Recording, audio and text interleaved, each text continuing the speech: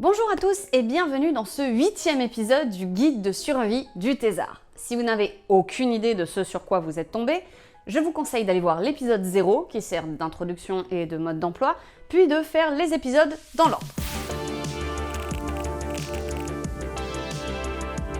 Pour les autres, nous sommes l'après-midi, nous avons déjà consacré 43 minutes à prendre l'air, prendre soin de notre environnement et de nous-mêmes, et nous attaquons aujourd'hui un sujet délicat sur lequel on va revenir également lorsqu'on traitera de la nuit, le sommeil. Le sommeil, lorsqu'on parle de fatigue au long terme, de santé mentale, voire même de santé tout court, c'est un incontournable. Une bonne partie de ce qu'on verra ensemble concernant le moment juste avant la nuit tournera d'ailleurs beaucoup autour du thème « Comment avoir un sommeil qui permette au cerveau de tenir le coup ». Le manque de sommeil est connu pour être particulièrement délétère pour les fonctions cérébrales. Et on peut tous s'accorder sur le fait que c'est rarement avec 2 heures de sommeil dans la tronche qu'on a ces idées les plus brillantes. C'est là qu'intervient la sieste. En particulier si votre sommeil est agité, fragile, de mauvaise qualité pour tout un tas de raisons ou juste insuffisant, la sieste en milieu de journée, et de préférence peu de temps après le déjeuner, aide à être plus alerte et à se sentir plus reposé. Mais il est important de comprendre comment faire la sieste en fonction de vos besoins, car toutes les siestes ne se valent pas. Si vous avez besoin de vous remettre au travail juste après, comme c'est souvent le cas, votre sieste doit faire 30 minutes grand maximum, pour éviter l'effet de somnolence. Si vous êtes en grosse carence de sommeil, une sieste plus longue vous laissera un peu vaseux au réveil, mais son effet récupérateur sera plus long. La sieste a démontré ses effets bénéfiques sur les capacités d'apprentissage, sur la mémoire et sur le niveau d'énergie global. Mais il faut bien avoir en tête que les raisons de cette efficacité ne sont pas encore connues à ce jour, même si on a quelques pistes. On n'est donc pas sur une science exacte à ce stade. On sait que certains trucs marchent, mais comme on ne comprend pas le mécanisme qui est derrière, c'est difficile d'être catégorique sur quoi que ce soit. De plus, il est probable que plusieurs mécanismes différents soient en jeu, car selon la longueur de la sieste, nous ne passons pas par les mêmes phases du sommeil. Pour faire très bref, il existe 3 phases du sommeil: léger, profond et paradoxal. Je ne vais pas vous faire maintenant un cours sur ces différentes phases et leurs fonctions, parce que ça pourrait être un épisode à lui tout seul et il ferait 1 heure. Les 3 phases sont importantes pour le bon fonctionnement du cerveau, mais aussi de l'organisme en général. C'est pourquoi, si votre sommeil est trop interrompu pendant la nuit et que certaines phases sont rares ou manquantes, ça peut avoir un impact important sur votre santé. Une sieste courte ne vous donnera que du sommeil léger, le but étant justement d'éviter d'entrer en phase paradoxale pour éviter la somnolence au réveil. Pour avoir accès à toutes les phases sans souffrir ensuite d'un méchant syndrome céphalorectal, votre sieste doit alors faire un cycle complet de sommeil.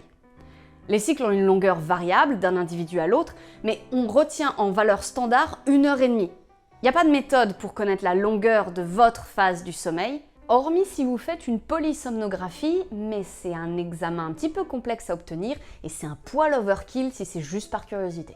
Il vous faudra le découvrir au feeling. Si je vous dis tout cela, c'est parce qu'il existe une situation dans laquelle la sieste sera nécessaire.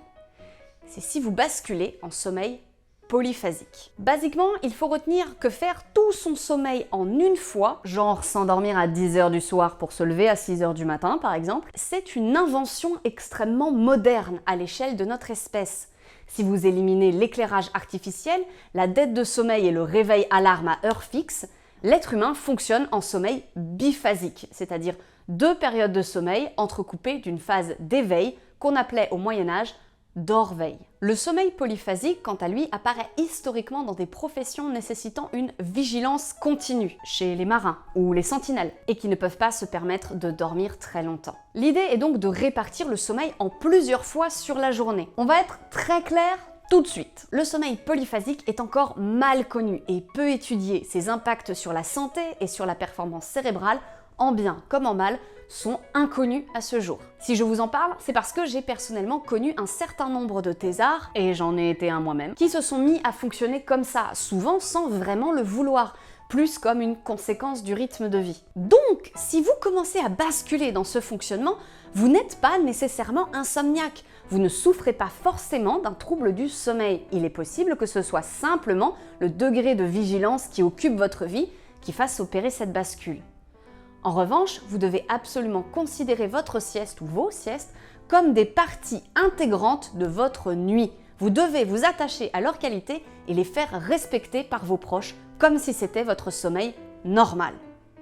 Il est possible que ce soit votre rythme naturel et que vous basculiez dessus simplement parce que vous êtes plus libre de votre emploi du temps. Il est aussi possible que ce soit une adaptation qui disparaîtra lorsque vous aurez un nouveau changement de rythme. Pour ma part, je suis revenue à un sommeil biphasique avec un premier sommeil entre minuit et 3 heures et un second entre 4 heures et 7 heures. Mais ne prenez pas forcément exemple sur moi, hein. Normalement les êtres humains dorment plus longtemps que ça.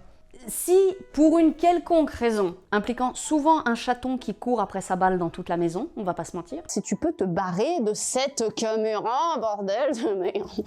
Dis bonjour aux gens. Tu viens de leur pourrir leur cadre. Un des deux est interrompu ou incomplet, il me faudra généralement mon quart d'heure de sieste dans la journée pour compenser. Revenons donc à la sieste. Pour l'aspect pratique de la chose, je peux donner 2 conseils. Le premier concerne une appli dont je vous ai déjà parlé, à savoir Fabulous, qui propose des programmes de sieste guidée, qui vous permettent un sommeil léger tout en maintenant un lien avec votre environnement extérieur et évitant ainsi les réveils brutaux à la fin du temps imparti. C'est un très bon outil pour ceux qui sont pas fans des alarmes ou qui ont déjà une tendance à s'endormir facilement en écoutant quelque chose et à se réveiller quand vient le silence, ce qui est mon cas. Le second conseil, et c'est pourquoi cet item est placé là où il est placé dans notre routine de l'après-midi, c'est d'aller à la sieste juste après avoir pris votre café. La caféine met en moyenne 20 à 25 minutes à agir sur l'organisme, ce qui vous permet de bénéficier de son boost à votre réveil et ainsi d'éviter la somnolence. Voilà, c'est tout pour ce nouvel épisode, on a encore bien avancé, tous les liens des études et des ressources ainsi que de l'application dont j'ai parlé aujourd'hui sont disponibles en description, n'hésitez pas à y jeter un œil pour avoir plus de détails sur la ou sur les parties qui vous intéressent. Quant à moi, je vous dis à très vite pour le prochain épisode et prenez soin de vous.